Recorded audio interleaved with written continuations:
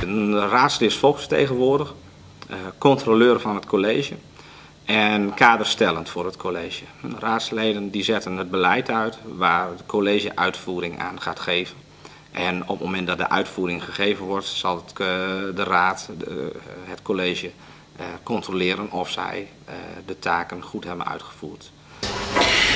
Opkomen voor zwakke posities. Ik denk dat zowel op het sociale terrein als ook op de posities van het platteland, wat ook kwetsbaar is, dat onderdelen zijn van ons beleid in het hele denkraam wat we hebben. Dus opkomen voor zwakke posities. Wij staan voor solidariteit.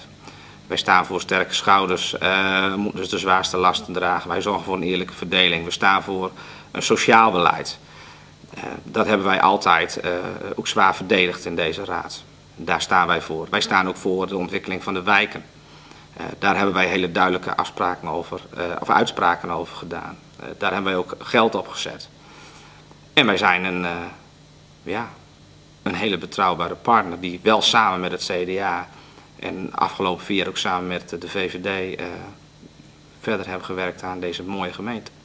De kracht van de PvdA is dat ze haar idealen niet alleen landelijk, maar ook lokaal tot uitvoering kan brengen. En dat er goed samengewerkt wordt tussen aan de ene kant de lokale PvdA-bestuurders en aan de andere kant ook de landelijke PvdA'ers, ook in het kabinet en in de Tweede Kamer.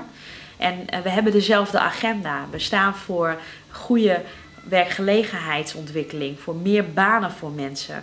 We investeren in onderwijs, in milieuproblematiek. We zorgen er kortom voor dat ook onze kinderen zeg maar betere kansen krijgen dan wij hebben gehad. En dat doen we met elkaar.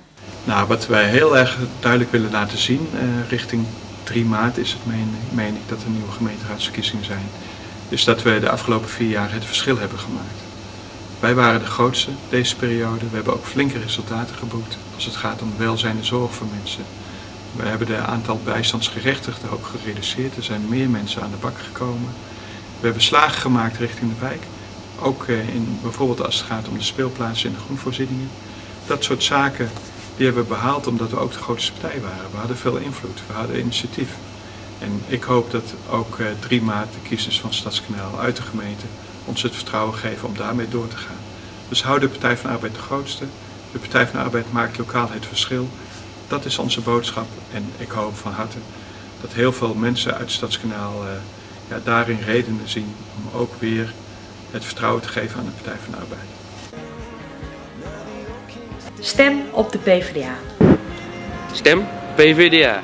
Stem PvdA. Stem PvdA. Stem PvdA. Stem PvdA.